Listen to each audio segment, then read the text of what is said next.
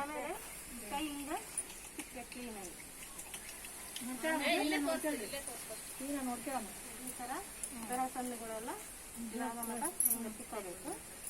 ಆಮೇಲೆ ಈ ತರ ಉಗುರಿಂದ ಹೊಲಸೆಲ್ಲ ಇದಾಗಬೇಕಂದ್ರೆ ಈ ತರ ತಿಕ್ಬೇಕು. ಆಮೇಲೆ ಈ ಕೈ ಹಿಂಗೆ ಮಾಡಬೇಕು.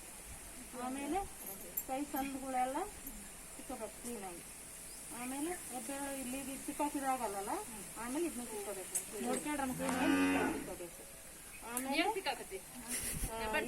ಬೆರಳು ಇರ್ತಾವಲ್ಲ ಇಲ್ಲಿ ಸಣ್ಣಗಳು, ಇವೆಲ್ಲ ಹಿಂಗೆ ತಿಕ್ಕೋಬೇಕು ಕ್ಲೀನಾಗಿ. ತಿಕ್ಕೊಂಡು ಆಮೇಲೆ ನಗದಲ್ಲ ನೀವು ಫಾಲೋ ಮಾಡ್ಬೇಕು. ಅದನ್ನ ಹಿಂಗೆ ತಿಕ್ಕೊಂಡು ನೀರು ಹಾಕ್ರಿ. ನೀರು ಹಾಕೊಂಡು ಇದನ್ನ ಹಿಂಗೆ ಬಿಡ್ಬೇಕು ನಾವು. ಬಟ್ಟೆಲೆ ಏನಾಗಿಲ್ಲ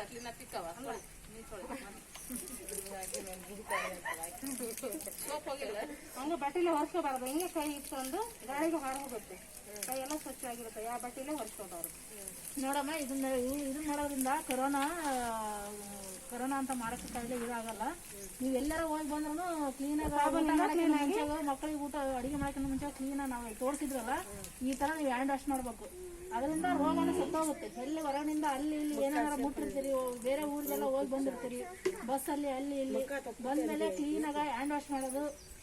ಅದನ್ನ ನಾವು ತೋರಿಸಿದ್ರಲ್ಲ, ಈ ತರ ಎಲ್ಲ ಕ್ಲೀನಾಗ ಅದನ್ನ ಇದನ್ನ ಮಾಡಿದ್ರೆ ಪದೇ ಪದೇ ನೀವು ಸೋಪ್ ಹಚ್ಚಿ ಕೈಯಿಂದ ಸಾಬೂನಿಂದ ಕೈ ತೊಳ್ಕೊಂತ ಬಂದ್ರೆ ನೀವು ಈ ರೋಗಗಳು ಏನಿದಾವಲ್ಲ ಇದು ಬರ್ಲಿಲ್ಲ ತಡಿಬಹುದು.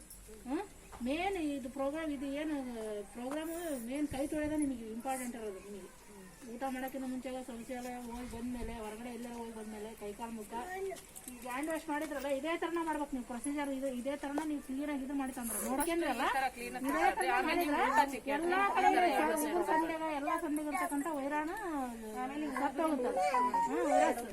ನೀವ್ ಹೆಂಗ್ ಎಲ್ಲಾ